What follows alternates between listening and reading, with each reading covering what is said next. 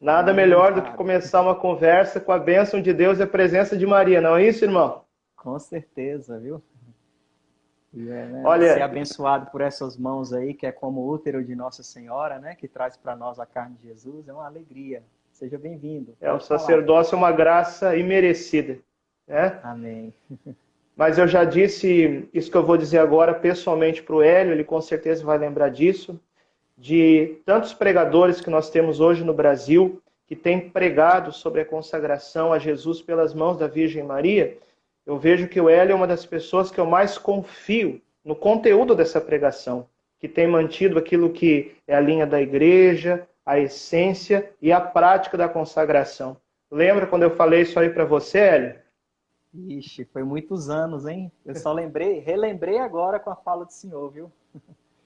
Isso, Opa, e a é gente teve a bondade do senhor alegria ouvir tudo de se isso, né? conhecer há 7 anos atrás. Era um encontro de lideranças católicas que aconteceu em 2013, onde nós falávamos exatamente sobre a necessidade de propagar a consagração à Virgem Maria. Inclusive, se eu não me engano, foi nesse encontro que a Elba Ramalho estava presente e que ela fez também a consagração dela, não foi? É, eu acho que sim, viu? É verdade. Ela teve mesmo. 2013. Aham, E de lá para cá, eu me lembro que nessa época eu estava entrando, eu era seminarista ainda, né? aham. O Hélio já tinha fundado a comunidade, se eu não me engano, né? Para aqueles que não sabem, o Hélio é Foi fundador de uma comunidade, comunidade missionária comunidade. mariana, isso. E a partir mais ou menos daquela época, como eu entrei já na teologia do seminário, logo naquele ano, eu precisei me aprofundar na vida de seminário. Eu fui ordenado padre há 3 anos atrás, em 2017. Então, esse período 2013 até 2016, 2017, eu sumi um pouco das mídias, né? Eu não fiz mais missões fora, por exemplo, porque eu precisei me concentrar na vida de seminário. Foi um tempo de muitos frutos espirituais, um tempo de preparação. E durante esse tempo eu vi que Nossa Senhora ela foi suscitando muitas pessoas para dar continuidade àquilo que eu, o Padre Paulo Ricardo, a gente começou a fazer aqui em Cuiabá em 2010, propagando a consagração. E o Hélio Maria foi uma dessas pessoas que foi, durante esses anos, crescendo no ministério e falando para todo o Brasil sobre Nossa Senhora, não foi isso? É, tivemos essa graça aí pela misericórdia, né? E graças a Deus nós viajamos muito, né? Pregamos vários retiros, consagra-te, né? Que acho que foi até uma das coisas que nasceu no coração do Senhor, se eu não estou enganado, né? Essas questões aí O do. nome Consagra-te, ele já era usado por uma fraternidade lá do norte do país, chamada Fraternidade Mãe de Deus, Doce Mãe de Deus. Agora me fugiu o nome. Não sei se você lembra de quem que eu estou falando. Esse nome já era usado, Consagra-te, lá É, nessa fraternidade. é os discípulos da Mãe de Deus ou não? Isso, discípulos da Em Mãe de Natal, Deus. né? Que bom que Ah, sim. você, em Aham. Natal, se tiver alguém aqui, é uma bênção. Um grande abraço também a eles que fizeram e fazem um grande trabalho, propagando também a consagração. E o nome Consagra-te já era usado por eles. E aí, quando em 2010, eu junto com o Padre Paulo Ricardo aqui em Cuiabá, a gente começou a promover a nível nacional essas campanhas nacional de consagração, a gente tomou a liberdade de copiar, né? Porque aquilo que é bom tem que ser, Sim. né, transmitido, propagado. E eu tive a alegria também de, no final do ano passado, lançar esse livro aqui pela Canção Nova, Sou Todo Teu Maria, uma geração consagrada e imaculada. Inclusive eu mandei um para o Hélio Maria, não sei se ele já doou, se ele emprestou, se ele tem Não, tá aí, né? comigo, tá comigo. Então, esse livro que eu escrevi foi publicado em outubro e eu fiz o lançamento oficial lá na Canção Nova, em Cachoeira Paulista, numa quinta-feira de adoração, dia 12 de dezembro, dia de Nossa Senhora de Guadalupe. Foi numa quinta-feira de adoração, o livro foi lançado. Tive a honra de o Padre Paulo Ricardo ter escrito, né, o prefácio desse livro e o professor Felipe Aquino a apresentação, né? Então, acho que se é por credenciais, né, esse livro foi bem lançado. E a proposta aqui, qual que foi a necessidade que eu vi, e que é um pouco do assunto que a gente quer partilhar? essa noite, né? A necessidade de nós, uma vez que a consagração, ela, na última década, se tornou conhecida em todo o Brasil, nós estamos falando aqui da consagração pelo método do Tratado da Verdadeira Devoção à Santíssima Virgem. Esse aqui era o livro de cabeceira do Papa São João Paulo II. Foi por causa desse livro que o Papa João Paulo II colocou como seu lema de pontificado Totus Tus, todo de Maria. Então, na última década, graças a Deus, Nossa Senhora usou muita gente, além de nós, para tornar esse livro conhecido em todo o Brasil, o Tratado, a Consagração. E uma vez que a consagração ela já é conhecida, agora eu vejo, Hélio, não sei se você concorda comigo nessa análise, nós estamos em uma segunda etapa. Nós precisamos nos formar para viver de fato a consagração. Porque não basta ser conhecida, é preciso ser vivida. Eu penso que, pelo número de consagrados que a gente já tem, cara, se todos esses consagrados vivessem a consagração, se a gente vivesse de fato a consagração, o triunfo do coração imaculado de Maria já teria acontecido. Ô, padre, eu concordo, assim, né, plenamente com essa colocação do senhor. Inclusive, eu até fui pregar uma vez em São Paulo e eu falava mais ou menos nessa linha, né, dizendo que a consagração, ela não é uma moda, mas ela deve ser um modo de vida. E a gente vê que realmente a consagração, ela cresceu muito, muita gente fez a consagração, e inclusive pessoas que fizeram a consagração, mas que, na verdade, nem sabem direito o que estavam fazendo, né? Por exemplo, uma vez eu encontrei uma pessoa, aí eu vi com a cadeia, né? Falei, que legal, você é consagrado, né? O tratado é maravilhoso, né? Aí a pessoa falou, mas que tratado? Então, assim, ela nem tinha lido o tratado, ela não conhecia, né? Então, eu comecei a perceber que, infelizmente, no Brasil, isso se tornou uma coisa muito natural, muita gente se consagrou, mas precisa, de fato, agora a prática, a vivência, né? A consagração já foi propagada, graças a Deus muitas pessoas fizeram, mas agora é hora de entender isso, que a consagração ela não é uma moda, mas ela deve ser um modo de vida, uma maneira de viver para alcançar a santidade, como é a proposta, né, do próprio livro, enfim, da própria consagração, e daquilo que é fazer a vontade de Deus, a vontade de Nossa Senhora, trabalhar, né, para que esse triunfo do Imaculado Coração da Virgem Maria aconteça. Então, eu concordo plenamente com a fala do Senhor.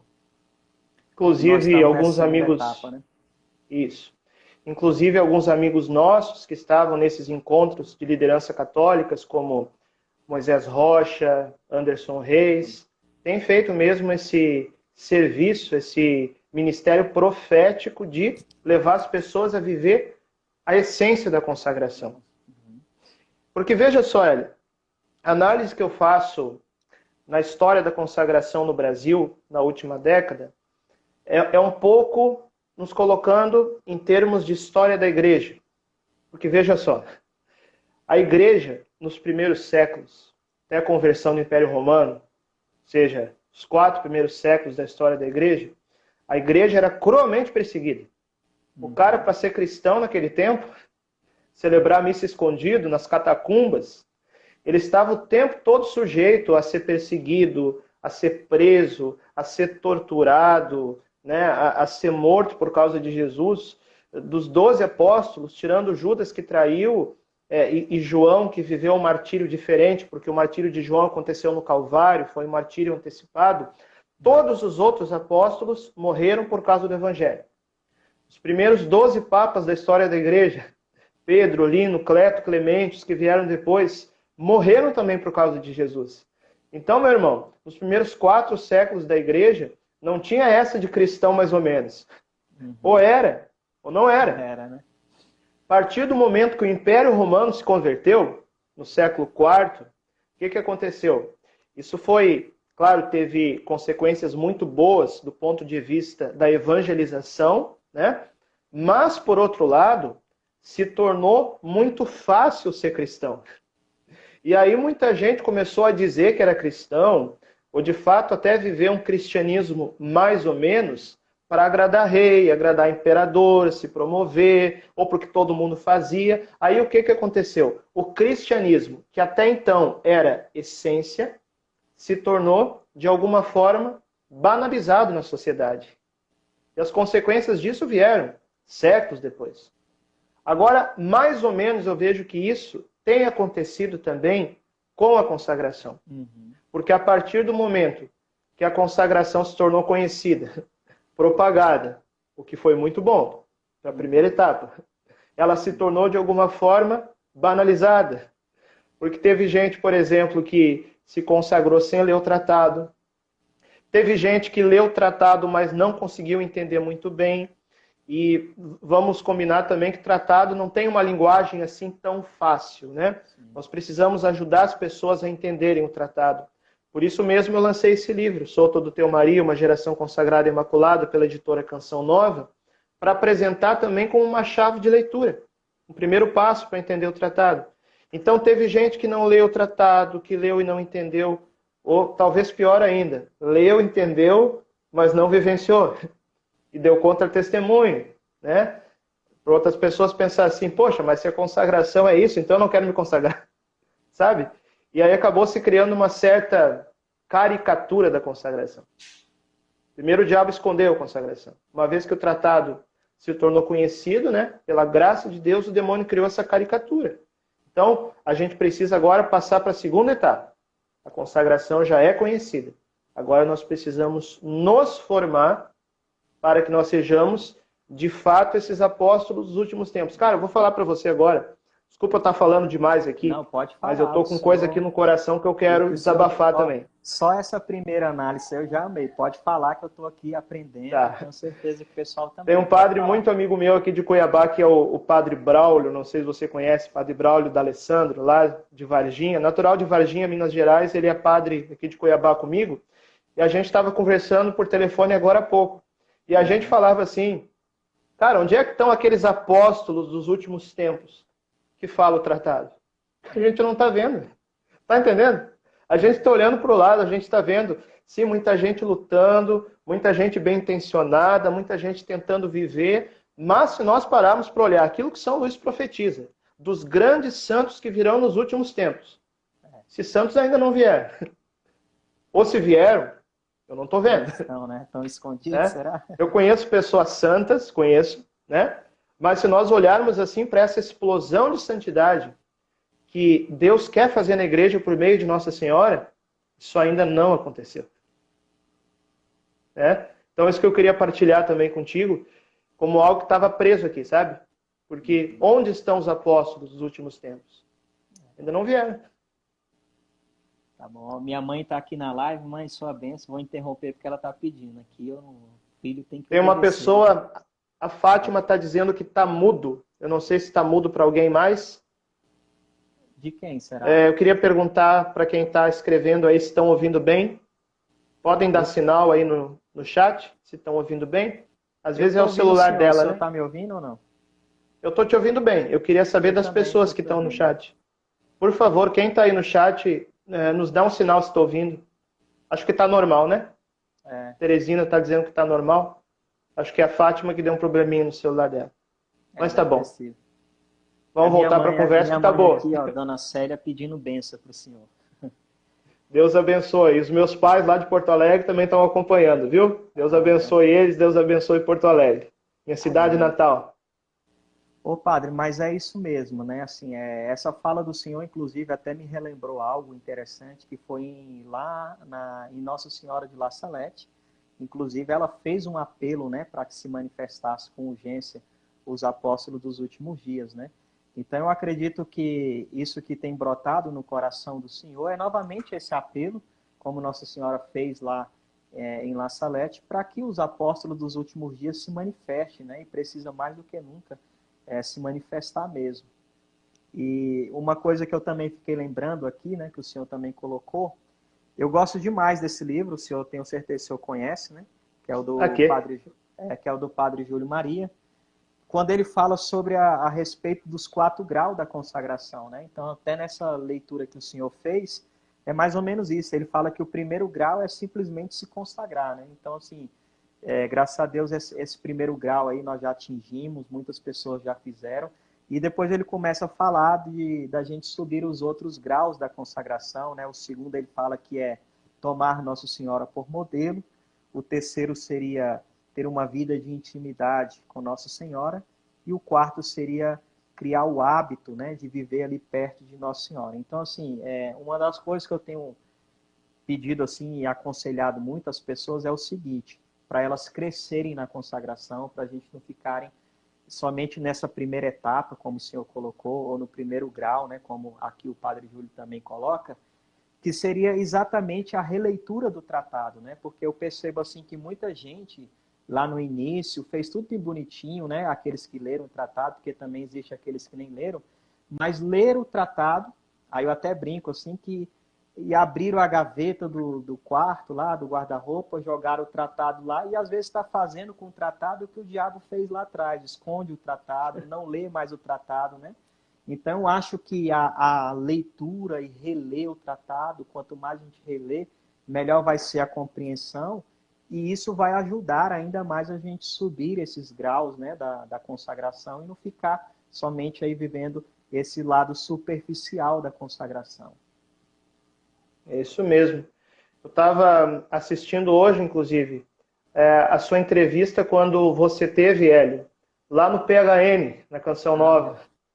Você foi entrevistado pelo Dunga, né? Sim, foi. E aí você contou um pouco da sua história e de como a oração da sua mãe, ela foi importante, e eu diria, ela foi essencial, né? As lágrimas de uma mãe, elas têm um valor para a conversão de um filho, quando são derramadas diante de Deus. Isso aí o testemunho dos santos nos mostra isso, né? Santa Mônica, que chorou por Santo Agostinho, o seu testemunho, assim por diante. Então, quanto também, né, as lágrimas de Nossa Senhora precisam nos comover e nos mover para nós sermos esses apóstolos dos tempos finais. Eu vejo também ali na sua entrevista, você deu o seu testemunho do seu encontro com Nossa Senhora, né? Mas eu queria perguntar também, porque eu vejo que a nossa história, as nossas histórias, elas vão se encontrando naquilo que é uma grande história, que é a história daquilo que está sendo a obra de Nossa Senhora no nosso tempo. Como que foi, né, o seu conhecimento e a sua consagração, assim, em linhas gerais? Porque a gente se consagrou numa época que o tratado ainda não era tão conhecido, né?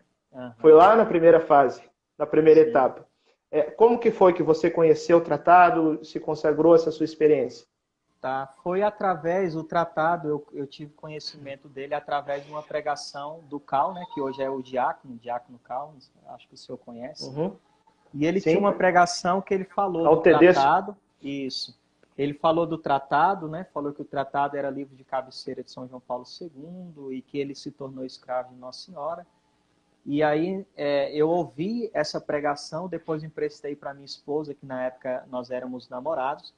E aí ela foi a primeira que comprou o tratado, que leu o tratado e se consagrou. Ela se consagrou até antes de mim.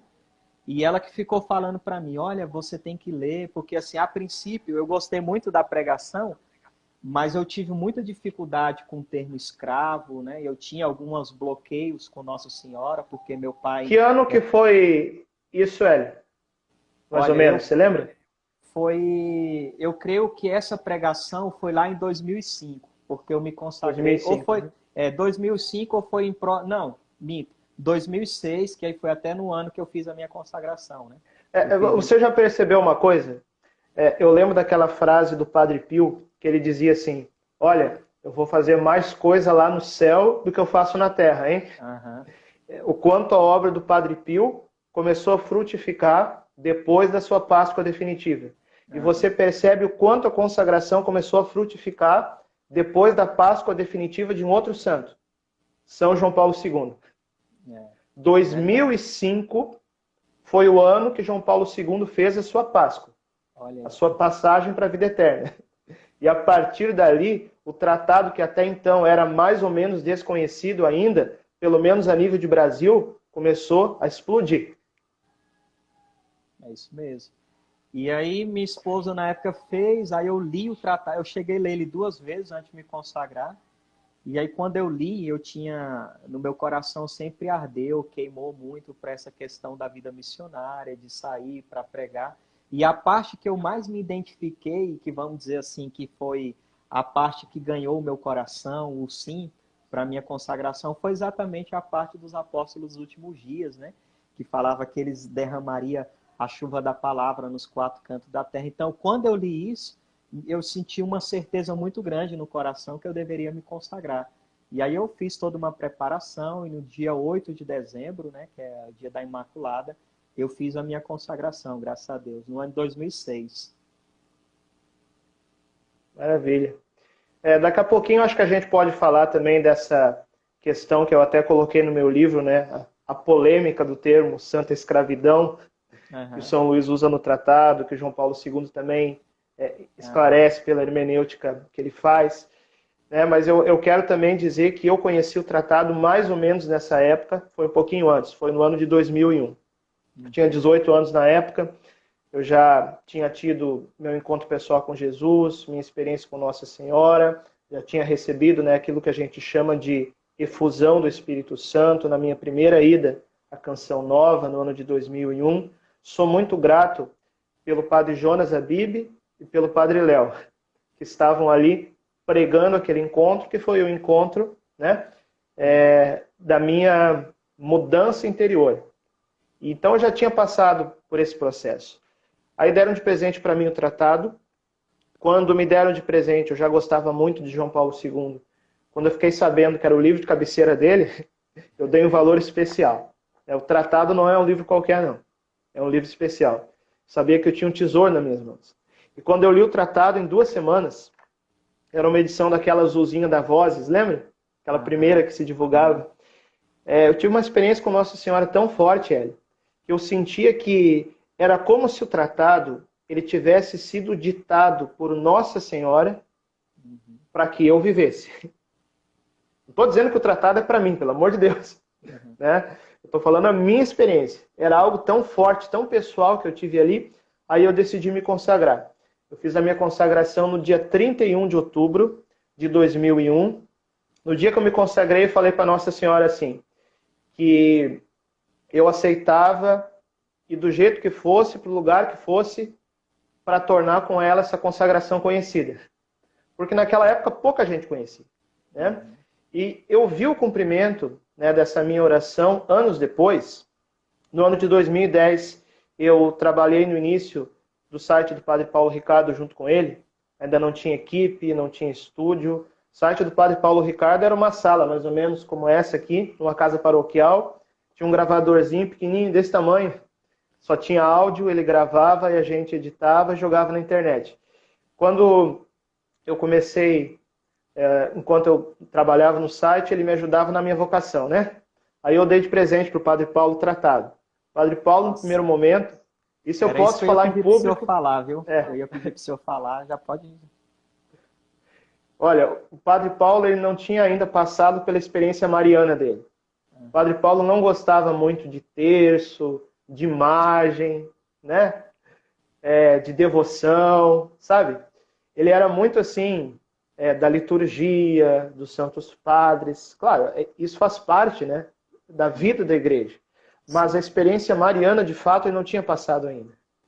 Momento, primeiro, não deu muita bola, não deu muita atenção. Mas aí, quando o Padre Paulo começou a ver os frutos de Nossa Senhora na vida de pessoas que ele acompanhava também, que eram do nosso círculo de convivência, ele começou a ver que tinha algo diferente ali. Aí ele leu o tratado, sem preconceitos. Ele diz hoje, se vocês procurarem o testemunho dele, ele diz que esses preconceitos marianos que ele tinha era fruto de uma teologia distorcida que ensinaram para ele. Né? Então, quando ele se deu conta, pelo tratado, que a verdadeira devoção mariana, ela não afasta do cristocentrismo. Pelo contrário, a verdadeira devoção mariana leva para o coração de Jesus. Aí ele entendeu como que a coisa funciona. E ele também quis se consagrar. A partir da consagração do Padre Paulo, foi no dia 8 de dezembro de 2010, em Várzea Grande, Mato Grosso, junto com 40 pessoas. Né? A consagração explodiu no Brasil, porque o site do Padre Paulo começou a ser muito acessado naquele tempo. E aí eu lembrei de uma coisa, da oração que eu tinha feito para Nossa Senhora há 9 anos atrás. E eu vejo que Nossa Senhora me trouxe aqui para Cuiabá, que é uma terra abençoada, como a gente chama aqui, a terra de Maria. Você já esteve em Cuiabá, né, Hélio? Já tive uma Ou não? vez. Uma vez só. E você não percebeu que tem algo diferente aqui, nessa Tem, terra? com certeza. Aí é um É lugar de um Nossa povo Senhora, intensamente mariano, Mariana. né? Então, eu vejo que Nossa Senhora me trouxe para uma terra distante, e o plano não era somente o sacerdócio, que já é algo de um valor infinito, mas o plano também era que eu colocasse na mão do Padre Paulo o tratado, para que o Padre Paulo tornasse o tratado conhecido no Brasil. Aí o tratado explodiu. E aí muitas comunidades, muitos grupos foram surgindo, baseados na consagração, e foi um avivamento mariano muito grande ali, 2010, 2011, 2012, 2013. Cara, até me arrepio aqui de falar, porque foi uma Sim. coisa assim, você que viveu também esse tempo junto comigo, né? Foi uma coisa extraordinária, a graça mariana derramada ali. Eu acho que foi o auge mesmo, né, assim, da consagração. É interessante o senhor falar isso, porque assim, eu ouvi, né, comecei a ouvir muito o padre Paulo Ricardo, e eu lembro que uma vez eu falei assim, olha, esse padre é excelente, mas na minha humilde opinião só falta uma coisa nele, é ele ser mariano, falar mais de Nossa Senhora.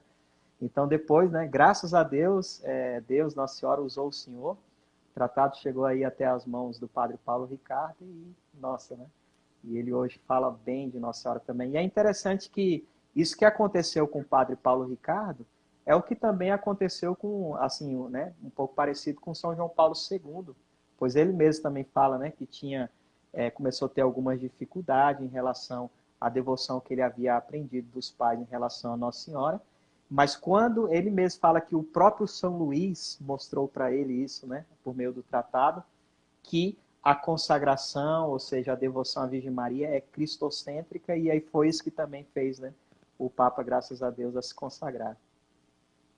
E Isso. depois o padre Paulo Ricardo foi, acho que ordenado também para São João Paulo, né? Mas se a gente for ver Sim. assim, Então tá ali já tinha ligando um as coisas. poder de imposição de mãos direto, né?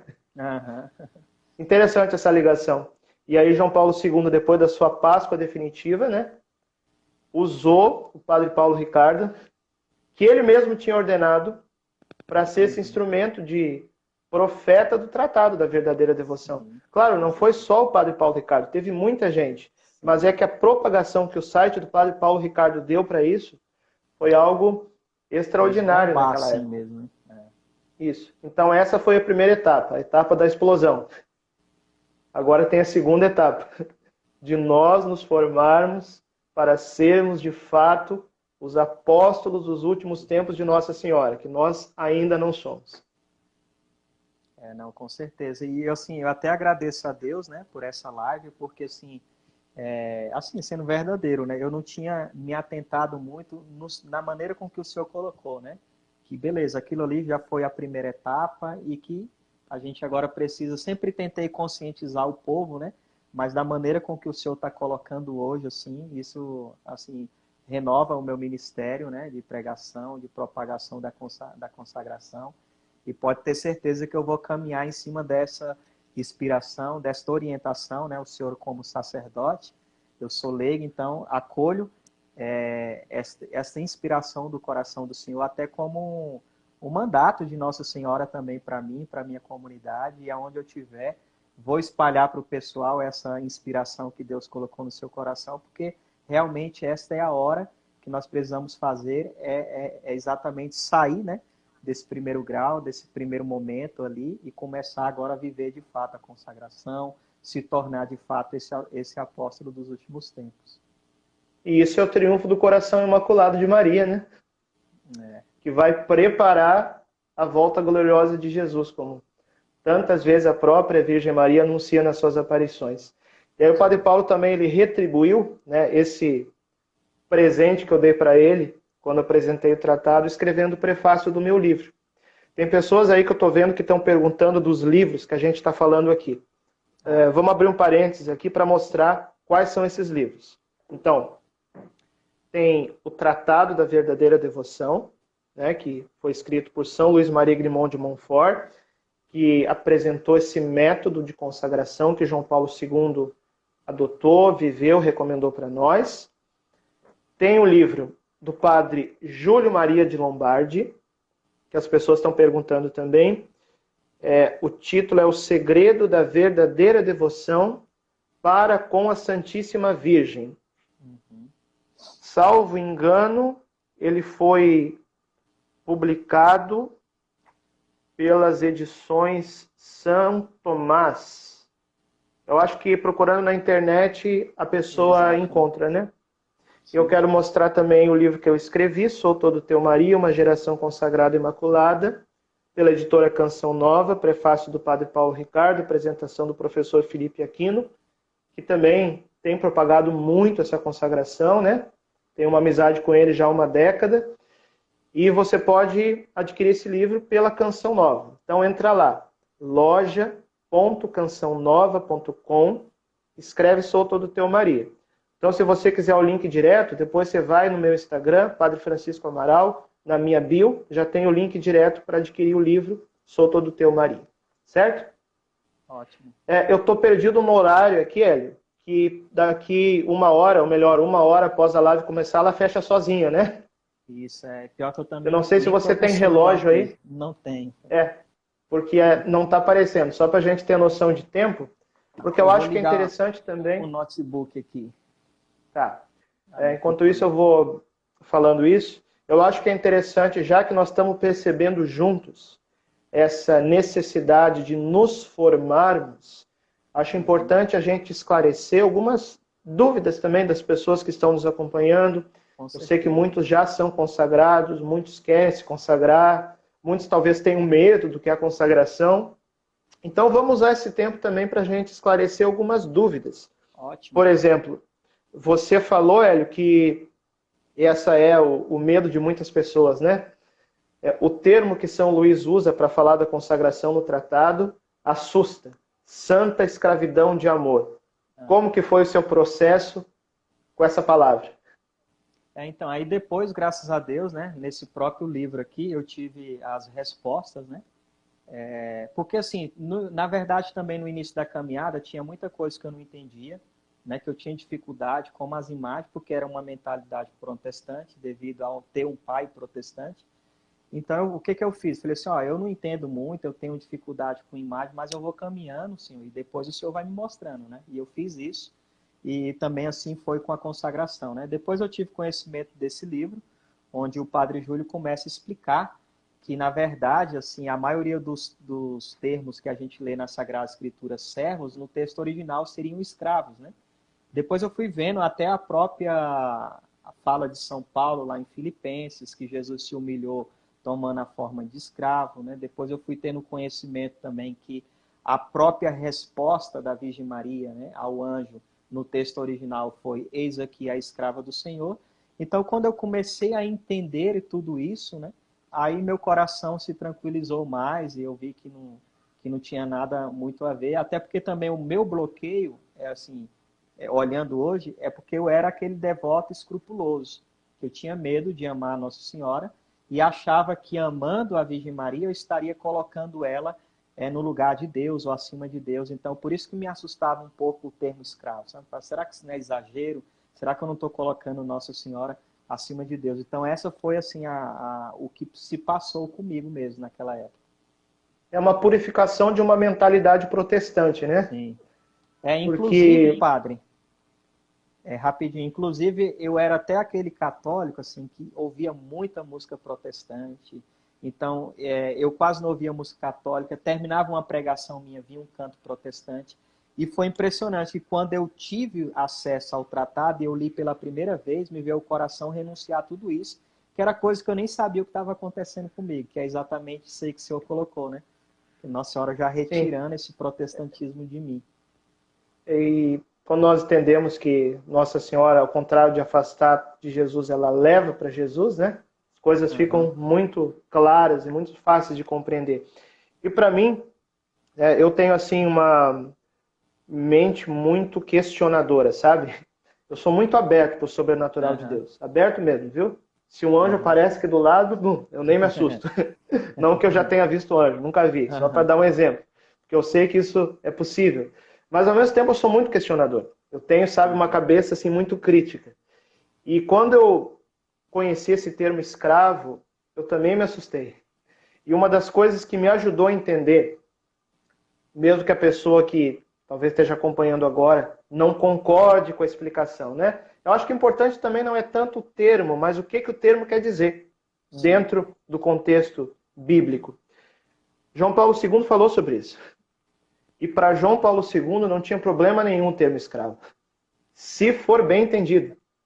Daí João Paulo II, inclusive eu coloquei essa citação aqui no meu livro, Sou Todo Teu Maria, ele diz assim: o termo pode chocar nossos contemporâneos. Para mim, não vejo aí nenhuma dificuldade. Então João Paulo II não vê dificuldade nesse termo, hein? Ele diz: penso que se trata de uma forma de paradoxo. Ou seja, o que é um paradoxo? É uma aparente contradição que é o caminho para a gente enxergar um mistério mais profundo, que não é tão claro, né? A contradição aparente nos ajuda a ver o mistério. Aí João Paulo II diz: como ocorre muitas vezes no Evangelho, as palavras santa escravidão a significarem que não poderíamos explorar mais a fundo a nossa liberdade, o maior dos dons que Deus nos concedeu. Porém, aí que está. A liberdade se mede pela medida do amor. Isso é profundo. A liberdade se mede pela medida do amor. Porque o próprio São Luís explica que essa escravidão não é aquela escravidão opressora, como ele fala, né? Ele usa o termo escravo por constrangimento. Se a gente olhar para a nossa história, né? Os negros, os índios que eram escravizados pelos senhores feudais. Esse é o impacto afetivo primeiro da palavra. Então, não tem nada a ver com isso. Nós estamos falando aqui de uma santa escravidão de amor. E o amor é livre. Eu me coloco no lugar de Nossa Senhora no dia que ela viu o anjo. Ela tinha um coração que queimava de amor por Deus. Ela era uma jovem apaixonada por Deus, né? Então ela queria se entregar inteira. O seu corpo, a sua vida, a sua alma, para ser aquilo que Deus quer. Santo Afonso de Ligório diz que ela nunca imaginava que ela seria mãe de Deus. Ela sonhava em servir a mãe do Salvador, mas nunca imaginou que a mãe do Messias seria ela. Então ela tinha aquele coração apaixonado por Deus que quis se entregar. E aí São Luís coloca a diferença da palavra servo e escravo, né? O que seria um servo que não existia naquele tempo? E por isso não poderia aparecer no texto bíblico, uma coisa que não existia. Né? O que é um servo? Seria um servidor, um funcionário do nosso tempo, por exemplo. O que é um funcionário? Funcionário, ele faz para receber salário, para ganhar, tem direito a férias, a vale transporte, e etc. Nossa Senhora se entregou a Deus por amor, por um coração apaixonado. E não porque ela queria a recompensa. Claro, a recompensa veio porque Deus cumpre as suas promessas. Bem-aventurada aquela que acreditou. Mas Nossa Senhora, primeiramente, não estava fazendo para receber. Está entendendo? Ela estava se doando para Deus. Porque ela tem esse coração apaixonado, ela ama. Ela não queria tirar férias de Deus. Ela não queria ser de Deus, às vezes sim, às vezes não. Entende? Então a santa escravidão de amor, entendida na sua essência, é isso. E aí eu digo, você gosta ou não gosta do termo, para mim não importa. Se você não quer usar esse termo, para mim também não importa. O que importa é que a gente entenda a essência daquilo que o termo aponta. E quando eu entendi isso, toda a resistência que eu tinha com essa palavra, eu particularmente, né? Hoje não tenho mais. Às vezes eu não uso em algum momento, porque eu chego num grupo, eu vejo que talvez, né, seja melhor no primeiro momento usar outro termo, eu falo consagração, eu falo entrega, né? Mas a ideia é essa. É um amor que se mede pela... uma liberdade que se mede pelo amor que nós somos capazes. Sim, e o bonito que essa escravidão a Deus e a Nossa Senhora, na verdade, nos torna livres, né? Inclusive, até o próprio São Luís cita Santa Cecília dizendo, bem-aventurado, né? Os escravos da Augusta Rainha do Céu, porque gozarão da verdadeira alegria. Então, o povo não tem tanta consciência também daquilo que é realmente a liberdade, né? Eu estava até lendo, o Papa Leão XIII escreveu uma encíclica sobre a liberdade humana, onde ele fala que toda vez que o povo confunde muito a liberdade com a libertinagem. Então, sempre optar pelo pecado não é uma liberdade, mas é uma libertinagem, é uma escravidão, porque também São João diz que todo aquele que peca é escravo do pecado, né? E, inclusive, ele até cita Santo Agostinho, dizendo que Adão foi até o primeiro libertino, porque não soube usar da liberdade. Então, a escravidão de amor é bem diferente daquilo como o senhor colocava mesmo. Ah, mas agora eu estou preso, agora eu não posso mais fazer nada, né? Então, tem muita gente que fala isso, ah, eu não vou me consagrar, porque depois de consagrado eu não posso fazer nada, eu estou preso. Não, muito pelo contrário, né? Quanto mais a gente viver a consagração, a escravidão a Jesus e a Nossa Senhora, mais nós seremos livres, né? E aí também, Isso. padre, pode falar se eu quiser falar. Não, eu estou pensando agora nisso que você está falando, eu estou lembrando da atitude de Adão. E da atitude de Adão depois da queda. Porque o que aconteceu? Ele ouviu os passos de Deus no jardim e ele fugiu. Por quê? Porque ele desanimou diante do próprio pecado. Enquanto o pecado, a nossa atitude cristã é o contrário. O pecado nos dá a graça de experimentar, né? Na verdade, não, deixa eu corrigir a frase. Não é o pecado que nos dá a graça.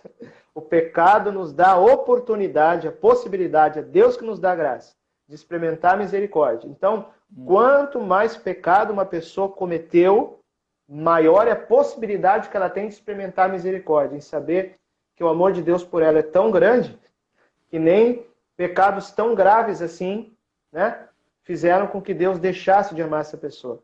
Claro, que isso aí não seja uma desculpa para cometer pecado, a ideia não é essa.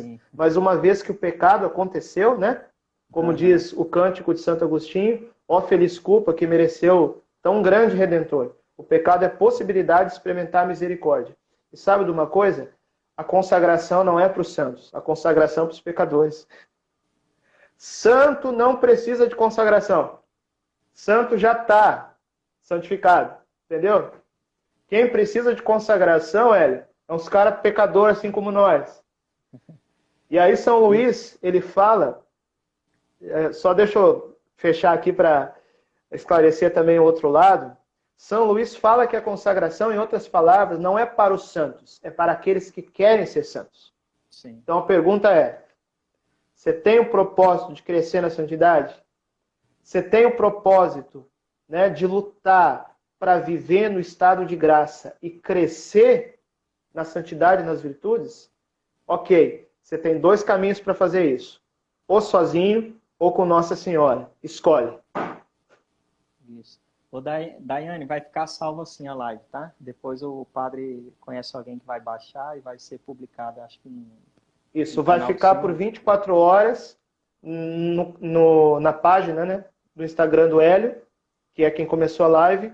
Depois eu vou dar um jeito de baixar, um amigo meu lá de Sinop, o Gelson, vai fazer isso. E a gente vai dar um jeito de postar, tá bom? Ótimo. Hein, padre, uma coisa que eu lembrei, inclusive naquela passagem que fala que um devia 50 denários, o outro 500, aí Jesus fala, né, quem ficaria mais grato, quem amaria, é quem deve mais. Então, uma coisa muito bonita em relação a isso que o senhor colocava em relação ao pecado, eu percebo muito isso. O senhor pode ver, e as pessoas, aquelas pessoas que geralmente cometeram tanta coisa, que, vamos dizer, tinham uma dívida maior com Deus, quando elas, assim, se convertem, parece que a gratidão também é maior. Então, a pessoa se entrega de uma vez, assim, começa, né, fazer... Não que os outros também não fazem, né? Que, graças a Deus, a gente conhece também muitas pessoas que, graças a Deus, não cometeram tantos pecados assim, mas que também são fiéis a Deus. Mas, geralmente, essas pessoas que mais deviam a Deus, quando elas se convertem, parece que elas se entregam mais, se tornam mais radicais ainda, né? Então, a gente fala isso porque eu mesmo, né, eu me senti um lixo, né? Até hoje me sinto um lixo, né? Mas a gente vê o quanto que a consagração é exatamente isso que o padre falou, né? Que Nossa Senhora vai se consagrar para entrar na escola dela, para ser formado por ela, para deixar com que ela nos conduza, para deixar com que ela de fato nos leve para Deus. Então isso é muito bonito. Isso. E outra dúvida que muita gente pergunta, né, é a consagração, o que que é? É colocar uma corrente, é colocar um véu? Não, consagração não é isso. Não é isso. E não que nós sejamos contra essas práticas, se bem utilizadas. Por exemplo, São Luís recomenda que se use um sinal da consagração, que pode ser uma cadeiazinha, que pode ser um anel, uma medalha, né? No meu caso é uma medalha. Então a pessoa pode usar um sinal, é bom usar um sinal, que pode ser um sinal que ela escolha, que pode ser a cadeiazinha. Mas assim, minha opinião, não sei se você concorda comigo, não precisa botar uma corrente de prender boi, né? Nós passamos por uma fase que muitos de nós, né, até incentivávamos de alguma forma isso, mas o que a gente começou a ver? Que às vezes uma pessoa que não conhece nada da consagração, vê o sujeito entrar com uma corrente desse tamanho, um cadeado de portão, e assusta.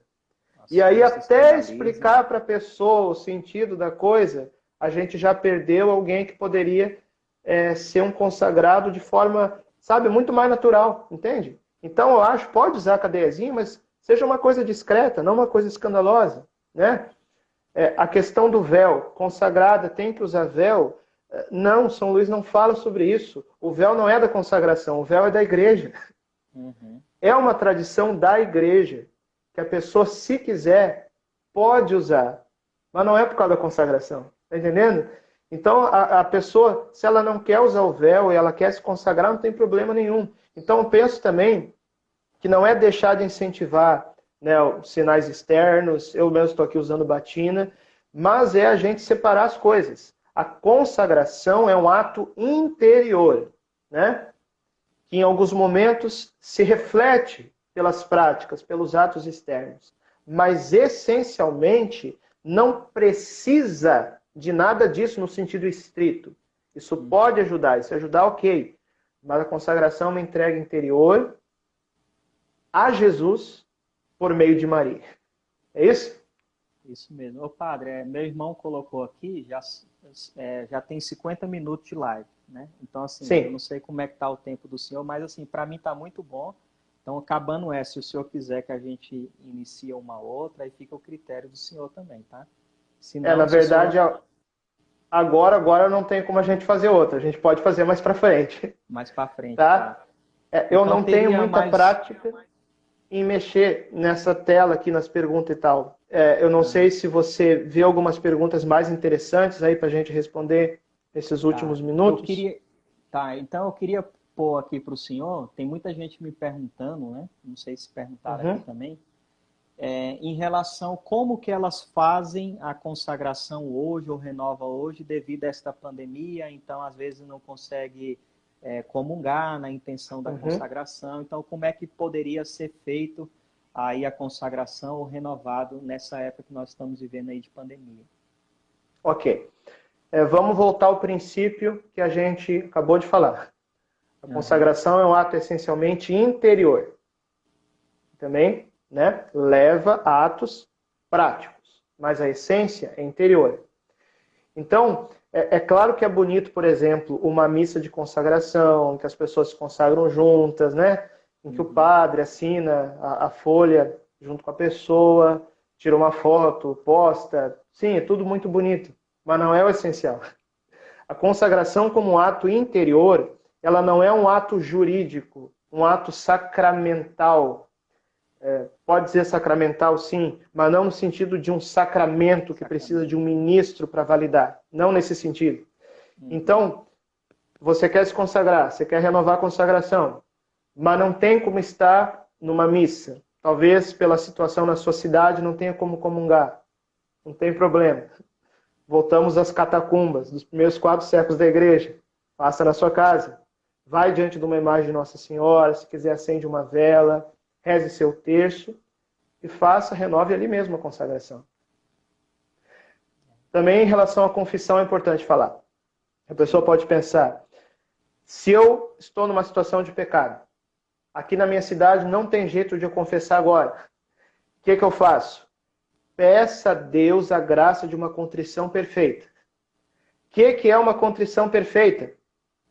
É um arrependimento que se dá não por medo do inferno ou por querer o céu. É um arrependimento que se dá pela via mais perfeita, ou seja, por amor a Deus. Isso é contrição perfeita. Que implica o propósito de confessar o mais rápido possível, né?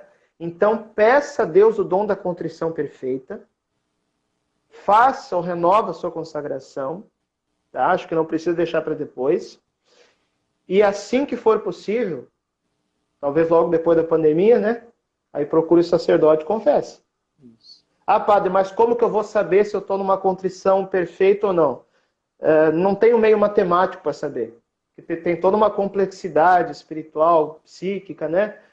Mas assim, você não vai estar comungando, você não vai estar cometendo um sacrilégio. Então, faça, renova, faça a fórmula. Depois quiser garantir, faz de novo, entendeu? Reza de novo a fórmula depois da confissão, mas eu acho que às vezes a gente vai se enrolando tanto, passa mês, passa ano e não se consagra. Então, o que é essencial para a pessoa consagrar? Ler o tratado, entender o tratado, tá? Eu coloco aqui de novo a possibilidade do meu livro, Sou Todo Teu Maria, para ajudar a entender o tratado. Pode adquirir, loja.cançãonova.com, lê o tratado, entende o tratado, faz os 30 dias de preparação e se consagra, tá? Então, chega de deixar só para depois. Eu só queria deixar também, Hélio, acho que tem muitos seguidores seus aqui, as minhas mídias, para o pessoal que quiser também nos acompanhar, falar. Que eu tenho publicado alguns conteúdos. Instagram, Facebook e YouTube. É o mesmo endereço. Padre Francisco Amaral. Tudo junto. YouTube, Instagram, Facebook. Padre Francisco Amaral. Tem também algumas pregações que eu fiz na Canção Nova sobre a consagração no lançamento do livro. Então, tudo lá no canal do YouTube também. Padre Francisco Amaral, Facebook, Instagram, YouTube. Amém. Ó, Padre, como nós temos pouco tempo, né? Já queria manifestar uma alegria fazer essa live com o senhor. Eu já estava meio pensando em ficar mais em silêncio mesmo. Acho que seria importante, né? O pessoal conhecer também um pouco mais do Senhor, do seu conhecimento em relação aí à consagração, né? Esse trabalho maravilhoso que o senhor tem feito, que fez na primeira etapa de maneira mais oculta, como Nossa Senhora, no secreto ali, por detrás, né, de tantas outras pessoas, e agora acho que também chegou a hora do povo ver. Então, eu já ia até pedir realmente para o senhor falar aí quais seriam as suas redes sociais, para o povo seguir, né, ficar atento às publicações, para crescer ainda mais aí na consagração, e vamos ver se a gente marca um outro dia, né, que o pessoal gostou e está pedindo. E o Hélio vai pregar na Canção Nova esse ano também, né, Hélio? Era para mim ir lá agora em maio, né? Aí, devido a esta pandemia, jogaram para setembro. Acho que dia 10 de setembro. Vai ser numa quinta-feira lá de adoração pela manhã. Vamos acompanhar também, viu? Amém. Eu quero ministrar a bênção de Deus mais uma vez, pela intercessão poderosa da Santíssima Virgem Maria, dos anjos e dos santos. O Senhor esteja convosco. Ele está no meio de nós. Abençoe-vos o Deus Todo-Poderoso, Pai e Filho e Espírito Santo. Amém. Amém.